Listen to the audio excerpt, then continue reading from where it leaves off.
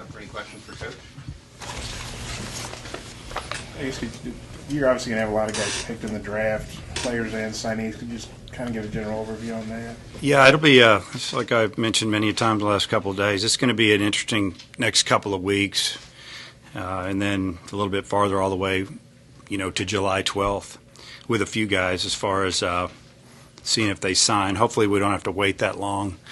It's a lot better than it used to be when we used to have to wait till, more towards the middle of August.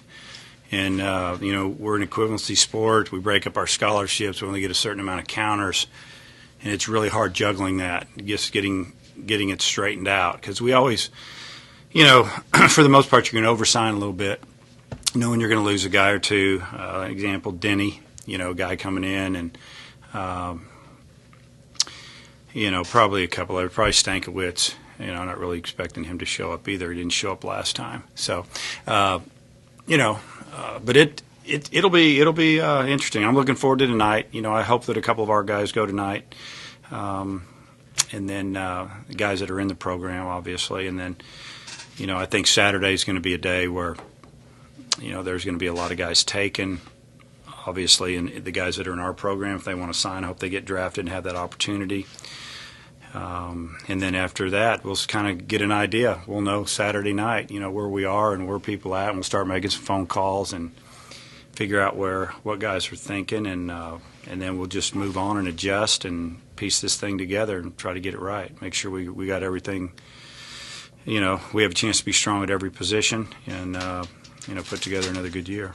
Now that you've had a few days to let this season kind of settle in, what are your thoughts looking back? Well, I said this all year long. It's since early spring, maybe 10, 15 games in, it's been a real grind with this team just because of the struggle to score runs. I think the hitters felt a lot of pressure because we had such a good pitching staff, and we kind of knew it was going to happen. I mean, when we lost, guys like Matt Reynolds, some of those guys, the two middle infielders with the experience, those seniors. And they both had good years. Carver and Bigham put together pretty good offensive years. Reynolds had a great year. We just knew we had to fill some holes, and we were really hoping that a couple of the upperclassmen put together that special year. Guys that had been in the program 2 and 3 years. And I think Matt Benson kind of did that. He was probably the only one of the upperclassmen that finally busted out a little bit. He hit close to 300 all year. We needed a couple more. If we had a couple more, would have got after it a little bit, probably won a few more games. And, all of a sudden we got 42, 43 wins, 45. It could have been different. But on the other hand, the pitching staff was outstanding. If I had a vote, I'd vote Coach Jordan pitching coach of the year last year and this year. I think he's done a tremendous job with the pitchers that are in here, a wide variety. You think, they're just all great pitchers and they go out and pitch, but he teaches them and develops them, and they all accepted their role, and they were really good teammates. Pitchers had a lot of competition amongst themselves to get on the mound. So just every year as a coach, you look back and say, if we'd had one more guy here, one there, put us over the hump, and that's the way it works. But I feel like this team could have been a team that could have won in the mid-40s games. Win a few more games early. Don't let a couple slip away. And there you are, and then maybe we're still playing this weekend. The preseason expectations and looking back, would you change anything that you did? I guess hindsight's always 20/20. I would have changed it back maybe a year and a half, where I'd have recruited another guy or two in a certain position, and maybe not put so much scholarship into pitching. Try to get a little more firepower in here, or there's always that as far as with the guys on the team. Maybe put a couple freshmen in the lineup a little bit earlier, but it always takes time to see how they develop mentally and if they can handle it. I guess I haven't thought about that as much. You ask that question, it's kind of hard for me to answer it. Again, it's the disappointing part is that we're still not playing because we expect to be playing. And 7 or 8 years ago, we're just hoping to get to a regional. Maybe not me, maybe in the area, Now we got to get to a regional, and we need to win a regional, and let's get to the next step. You got a chance to go to Omaha if you win 2 more games, Our philosophy is once you get to playoffs, you win 5 games, you're in the World Series. And if you win 10, you can be a national champion. And that's what we use with these guys mentally to just try to show them that it's not as far off as you think. There's some programs that, like I've said it before, Omaha's a million miles away. For us, we feel like it's 6-7 hours north of here. And, we're still trying to put together, fighting to keep guys so we can put together a team that has a chance to battle there next year. Because I really feel like, we'll be picked in the middle of the pack next year, and it'll be a rebuilding year, and lost all these pitchers and lost some hitters, and what are you going to do? But, us, we're trying to plan for it. We've got to keep some guys. We got a couple guys coming in here nobody knows about. And we got to keep those guys too. And if we can, and those are older guys. If we get some, I'm not big into junior college guys, but some years you just got to do what you got to do. And we'll see if we can keep a guy or two. Can you tell us who those guys are? No. That nobody knows about. What role do you see for Brian Anderson next year? Brian's one of the guys in the program. I have to talk about Brian for a second. I really love his development. He gets better. That's what you want to see with guys. And you could see it as a freshman. He was pretty good, a little skinny guy, could run a little bit, swing the bat. This year he took off, and kind of proved that he might be the marquee offensive guy and maybe position player in this program right now. He might be the guy they're talking about next spring. That could be a pretty good draft choice. But I guess to answer your question, he's going up to the Cape Cod League, and he's going to play in the infield. Brian has some throwing issues. When you look at the errors and next to his name, it's mostly throwing. And I think we figured that out a little bit. Just his grip on the baseball, it's kind of an interesting story. He was actually throwing the baseball like you'd throw a softball. He was throwing it with 3 fingers.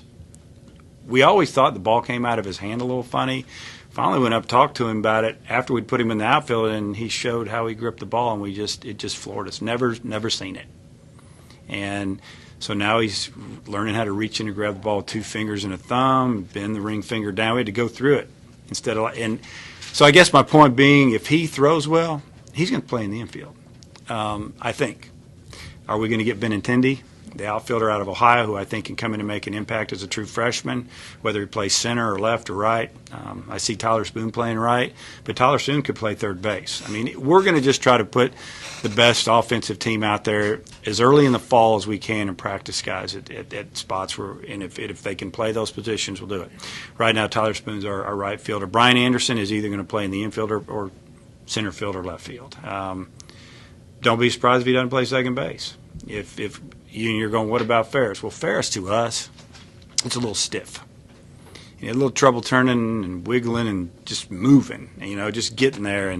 But he's more of a left side infielder where he's facing where he's going to throw the ball. So there's a lot of things up in there. But Brian, obviously, I think he'll hit in the 3-hole for us somewhere in there. And I would say if it goes well and we get the players that we think we're going to get, he could be in the infield.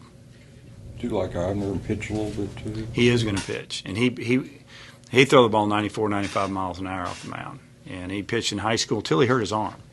He was in the low 90s. We thought we were kind of getting a two-way guy there, maybe a closer type. We told him his freshman year, his arm was still recovering. This year, obviously, it's 100%, and we've talked to him about it just off and on throughout the season. Hey, we want to pitch you next year, junior, a little bit, maybe close you an inning here, inning there. Well, he came in his meeting, and we went through all the positions, talked about summer ball and next fall, and he's the one who brought it up, which was great. He said, what about pitching next year? We're like, you want to pitch? Sure. So it'll happen a little bit, I think. As far as kind of wiggle room of some of the juniors that kind of marginal be drafted in, like Carver and Bigham a couple years ago, to come back. I mean, you got the maneuverability to take them back. Yeah, we'll take them back. We'll figure it out. Got until school starts. So it's just brutal, I'll tell you. Just trying to deal with the scholarship and trying to get when you recruit kids, you talk about playing pro ball down the road, and we'll definitely give you scholarship for 3 years, but after your draft year, then we got to figure it out. So because we have to recruit, we have to go out and recruit, and you go out and sign 13, 14 guys, and really what you're signing on is about 3.5 to 4.5 scholarships maybe that you're losing, and you go out and you spend 5 point whatever, and so you're 1.5 over, and then you're going to lose this guy and that guy, and then all of a sudden this guy comes back, and so we've talked with a bunch of guys, a few of the guys, and we just said, hey, hang with us, we'll work it out. And usually something happens. A lot of times, if you have young guys coming in and they find out that other guys are coming back that weren't supposed to come back, then, well, what about me? Well, I don't know. And then they're like, oh. And then junior college comes into play. This is the way it works. They usually come to us. Well, now he's back and he's back. Well, where do I fit in? I don't know.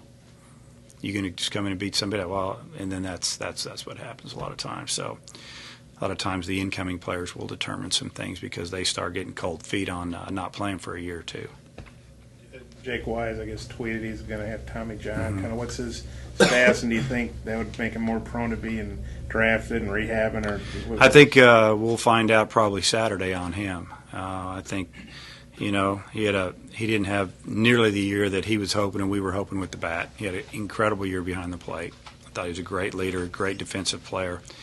If they, obviously, if the organizations know that he's hurt, which I think they would, and they still draft him, then they'll discuss it with him. Hey, do you want to rehab? You want to just go into rehab? We'll sign you, but it's gonna take a little bit of money. He's not going to just sign for a few $1,000 and go play. I mean, he can come back and rehab and be ready to go in March. So I think that it's just up in the air right now. And we'll figure it out in the next few weeks, and I think a decision will be made, and then we'll move on it. Coach, how about Brett McAfee's progress this year? He was one of the most improved players, probably one of the most raw players I've had as a sophomore, someone who's gone to college for 1 year to junior college, and not because he didn't get any instruction, just because of his background. His senior year in high school, he has Tommy John surgery, doesn't really play, East Texas. Goes to Panola Junior College, kind of tweaks a hamstring and his arm's not right yet, and he's real leery to throw, and he's just kind of there, stumbling through it a little bit. We tell him for his development, he needs to get here. We need to coach him. He needs to be at this level, because he was thinking about going back, and we're like, that's fine, but are you going to be ready as a junior to step in and be a junior type player? And it was slow development. It was physical tools, the arm, and some of that things are really good. His hands are good. I think he's still having a little bit of leg issues. He's a little faster than what we had seen. But really the biggest part of him is just the knowledge of the game and knowing what to do and just all the little things. And he learned a lot this year. On our end, it was a little frustrating sometimes. I think he's going out to Cape Cod League and playing, and he's going to be around the best of the best every day. And I just told him to have his eyes wide open and his ears open and try to just soak up as much as you can and watch the way these guys play, learn from them, come back and be a even better player. And we always talk to these guys that are on the fringe about, you don't need to be a 15th round pick next year. You need to be a 4th round pick, a 3rd round pick, and here's what you got to do to get there. And if they develop, then they're going to make our team better, obviously. And again, when we recruit guys, we want them. We're telling them we're going to help them develop and get better. And we can usually use that when in recruiting again, just like with Ryan Stanek. A 3rd rounder turns out $800,000 plus 4 years or so many semesters of school, and hopefully he gets $1.5 million, $2.5 million. I don't know what he's going to get, and it's another good story. How much do you think Fant helped his draft stock with the year he had? He helped it a lot. I mean, you see some of the publications have him in the top 500, which could put him in the top 15 rounds. Even, was he? I don't remember what round, 30th. Yeah. So he just everything about him was better this year. Pitchability was better. Durability was better. If he hadn't tweaked that, I guess it was just playing catch in January. It was cold and we're outside and we need an indoor facility. But anyway, that's another story. I think he'd have won 3 more games. I mean, he could have had 7 or 8 games.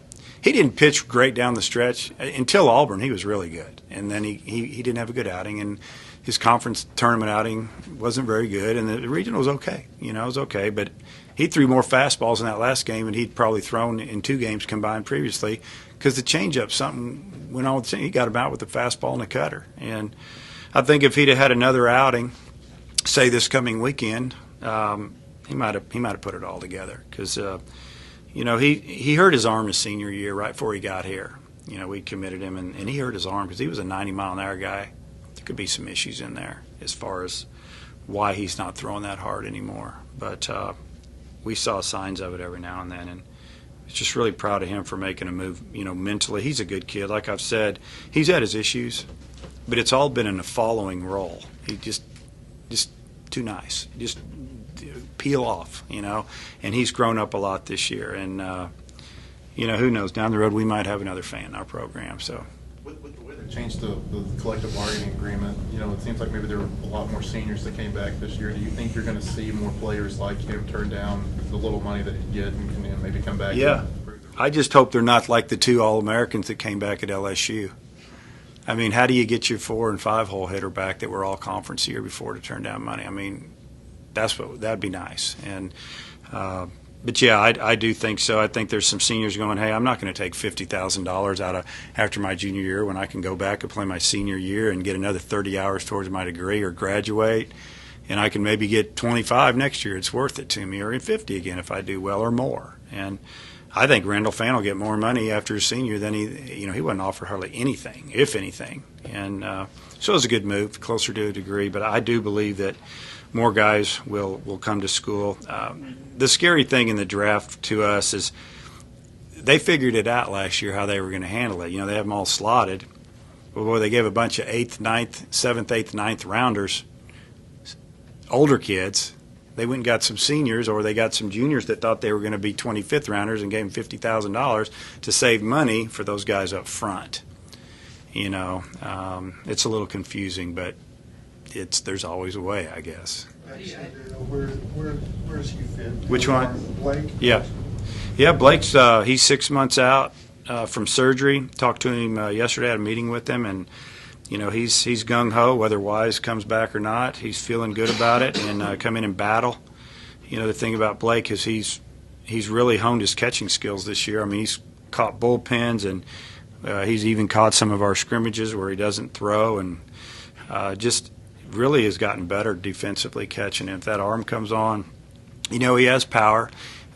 He's got to just continue to get his body in really good physical shape, and he's working on that. And when he came in, he had a little softness to him as far as physically, and I think he's starting to tone that up and work on that. And he's a big kid. He can DH, play first. He can, obviously catch. So he'll be right in the middle of it. What about Ramirez?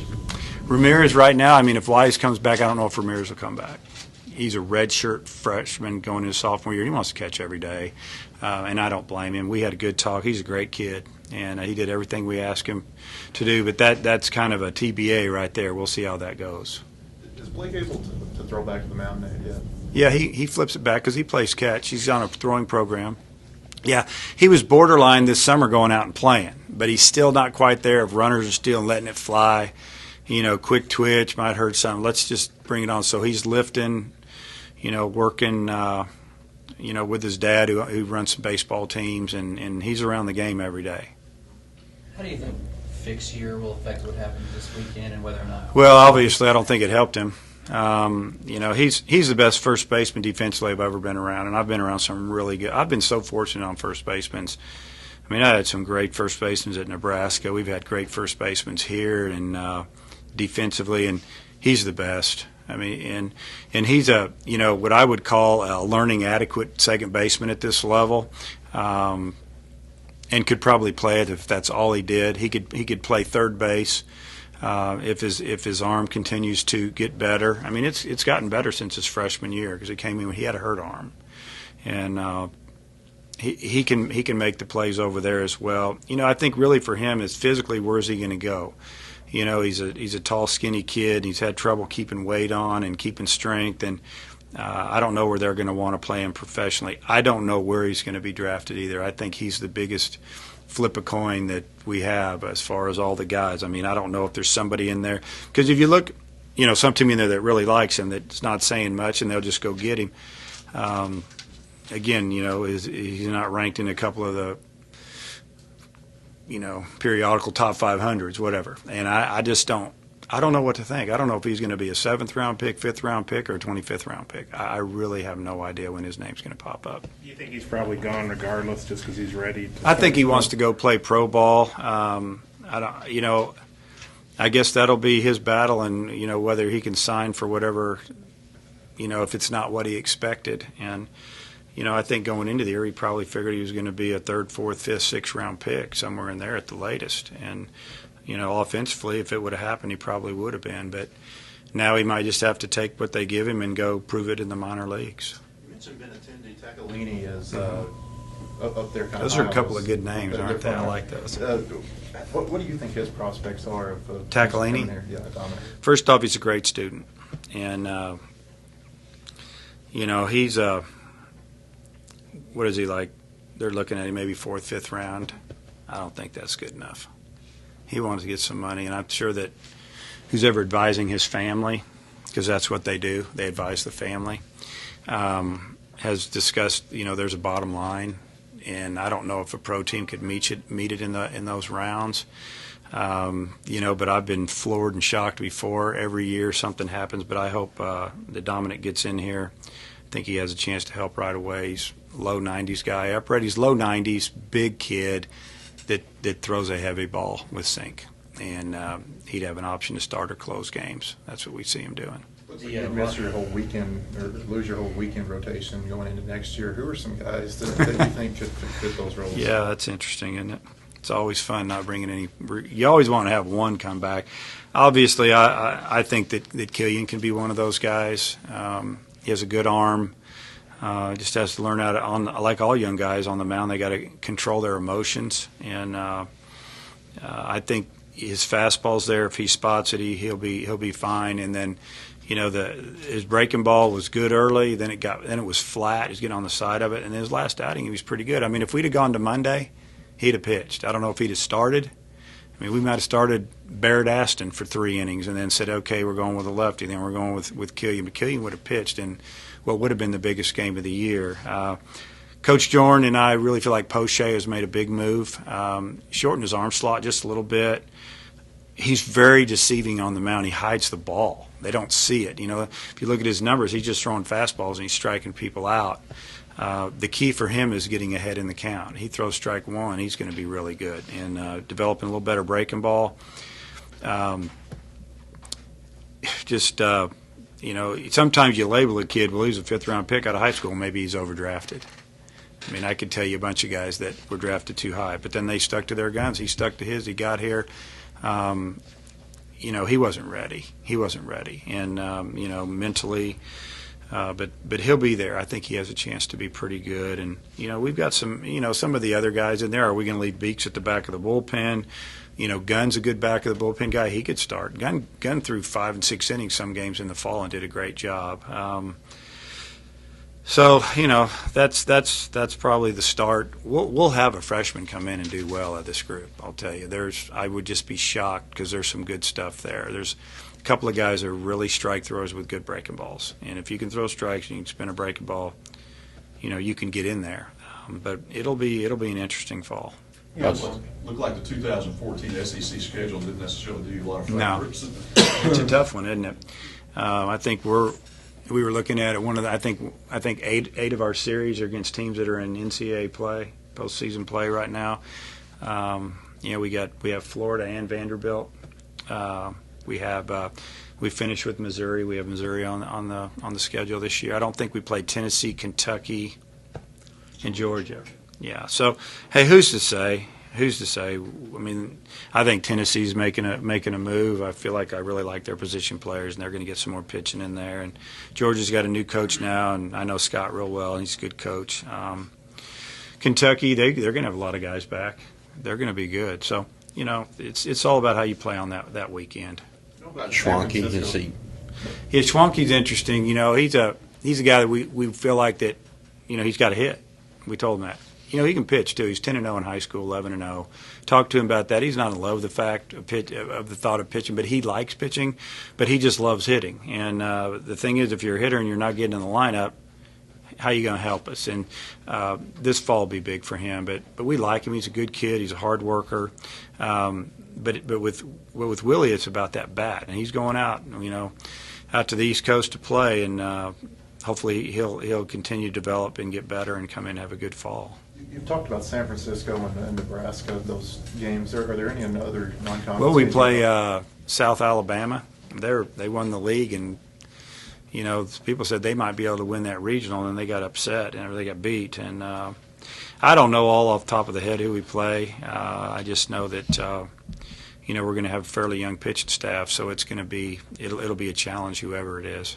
Fisher kind of came on late Yeah, in the year. that was good to I guess see. he's technically draft eligible. I mean, I assume you expect him back. Or just kind of what do you Yeah. see for him? Yeah, I mean, he's a first baseman. He hit 230, 240. I don't know what he hit. I mean, I can't see that happening. But there's a couple of scouts that liked him early and then saw him struggle. And you know, when you're a first baseman and you get drafted, you got to be able to really hit. You got to show some power. And he does have some pull power, but it hasn't shown up on paper. And he's athletic enough. He's a little mechanical when he runs, but he's athletic enough as far as speed that he could play a corner outfield spot. But he's a very good first baseman. He'll do what he does. He'll graduate next year as well. He's a really good student. And then he would actually be eligible to come back another year to play, and I talked to him about that, where he might start working on a master's if that's the case. You look for any reevaluation of the RPI after the fiasco this? Yeah, I mean, the thing is I mean, we schedule 2 and 3 years in advance. I mean, I'm already working on 2016 parts of it, and it's hard to get people to come in here in the midweek especially.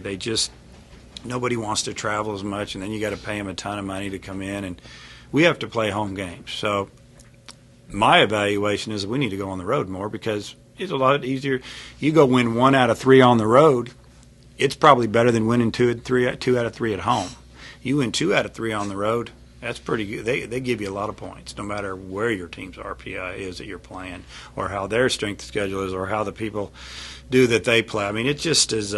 It's interesting, and the teams in the North are loving it. That was the biggest gripe, I think, and then you've got all the teams in the East, in the ACC that just play all those teams all around there, and their RPI stay up, and then we in the Midwest who play Southern teams and maybe teams in the leagues are not that good, we beat them and it still hurts us. And yeah, it's really confusing.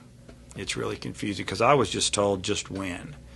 Well, we won a lot of games and we were still there. I mean, I saw where University of Pittsburgh. Then they battled. They had 40 wins in May and their RPI was still like 60. 40 Division I wins going into the middle of May. It just kind of blew me away. Oklahoma went through the same thing we did. They can't figure it out. Where'd it go wrong? Well, if you go down and figure it out, you can dissect. You figure out how it works. But you know, I don't want to knock any leagues or any teams, but you know, it's hard to play them. And those are the teams that are calling around trying to get games, and people don't want to play them anymore. Even though you got to develop some young pitchers, and you're thinking, I could throw this guy that Tuesday. Maybe if we play him on Wednesday, we can throw this guy and get ready for the weekend. But does it do you any good RPI-wise? So, you know, very rarely is a team going to win 18 games and lose 11 in the SEC and probably not host a regional. And, you know, that was probably the most disappointing part is I felt like that we should have. You talked about this next year being a rebuilding year on paper anyway. But you guys have been, I guess you're one of 7 teams to go to 12 straight regionals. So I assume even in a quote rebuilding year, your expectation is, you know. Yeah, it'll always be that high. I mean, I've been to 15 regionals in a row. I wouldn't know what to do if I was at home during the regional weekend. Probably go nuts. So, I mean, our expectation is to always get to a regional. If you get to a regional, even the young team, you have a chance.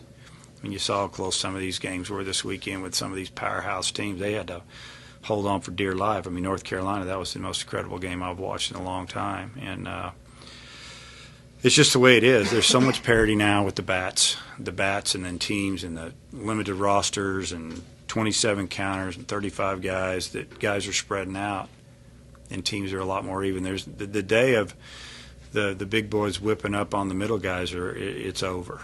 There's always going to be a few of those mid-majors that'll get after you, the Sam Houston States and, you know, those type of schools. They'll get you. UCA, I mean, what a great job they did down there. And, you know, they started out hot and then went into a little bit of slump, and then here they come. They won that tournament and got to the regional and almost won it. And you're going to start seeing more of that. And And so what that's going to do is there's more kids are going to end up going to those schools because they're going to say, hey, we can win there too. And the big SEC schools and the Big 12 schools, it's going to be tougher to get the depth that we've had. Earlier when you were talking about hindsight, you said you might have recruited a little differently. Has it changed Yeah. the way you recruited going forward? Yeah. I mean, we knew we were going to lose 8, 9, 10 guys off this roster as far as pitching.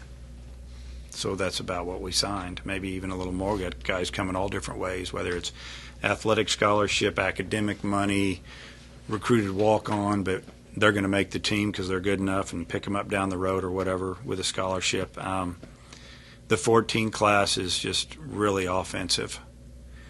And I can't talk about those guys. I'm going to follow them this summer. A few pitchers in there, but 5 or 6 guys already committed that can flat out hit, and they're going to probably be drafted. And then, the 15 class, we've already committed here we are talking about 15, which is ridiculous, but that's what we have to do. I mean, we've recruited a left-handed pitcher or two, and going to take our time, but that's what we're looking at this summer more than anything is the juniors to be. So we're dealing with 16-year-olds. A lot happens in the next 2 years, so it is a little bit scary, but that's what's going on across the country. So yeah, try to pick it up offensively a little bit. We have some good hitters coming back. When you're talking about Tyler Spoon, and I think McAfee made a move, and Anderson, and we don't know where Ferris is going to be as far as offensively. I mean, he looked like he was going to come on, then he lost it at the end, and Serrano's got to make a move. I mean, he did what he did at the end. He played really well and hit almost 300. But those are some older guys that need to really anchor the middle of our lineup, fill it in with a couple other guys, and get us to the next year. So we'll see how that all works out. Do you see anything changing equipment-wise? I know that's kind of... I think right now the big push is the baseball, a flat seam baseball. And we have a racing baseball, which definitely takes away from the spin off the bat and the carry. I think the ball gets out there and it just dies a little bit. And maybe a ball that's just a touch harder. The baseball that we use is wound a little bit, not as tight as, say, a minor league ball, and it also has the seams. I think it would make a difference in our game. I mean, I'd like to see a little offense come back. I love pitching and defense, but it's nice to know that if you get down 3 runs, that you can catch them, or 5 runs. And now you get down, it's really tough. It's tough to put together a 3-run inning that you hit a 3-run homer to catch up. Those days have gone away a little bit. I mean, I'm talking to Paul Maneri. Their field sets where the wind blows out. Like at our ballpark, it'd be like home plate sitting in the right field corner. That's the way most ballparks sit. That's the number one way. And he's talking about moving their fences in. And they hit a lot of home runs. So kind of interesting, this all that's going on, all the talk. But I think the baseball, that's a push for that, and that'll probably be experimented with. And I've talked to our pitchers. Most of them say all the ones I talked to, the older guys, they would rather use the flat seam ball. And I've said this before, I think it would really take away from some of the blister issues we've had. DJ Baxendale, Drew Smiley. It cost us some games over the years, and we had a 5-run lead at LSU 3 years ago when Smiley had to come out in the 7th because his fingers bleeding all over the place, and he hadn't thrown very many pitches, and we lost. And that hurt, and you just think about things like that. So I think that would help a little bit. Move the fence in here. I don't see that happening. I don't see that happening. We got too much going on, probably financially. I just want to get this indoor facility, and hopefully we can get that going. And then let's see what they do with the ball, and we'll wait to see what the trend is. And I don't want to lose recruits over it, obviously, but we didn't hit very many home runs, and it was a brutal spring weather-wise. The wind blew in every day. It's always out of the southeast, which is really unusual, which means it's going to rain. That's straight in. The crosswind. It was just a tough year to hit. Thanks, Coach.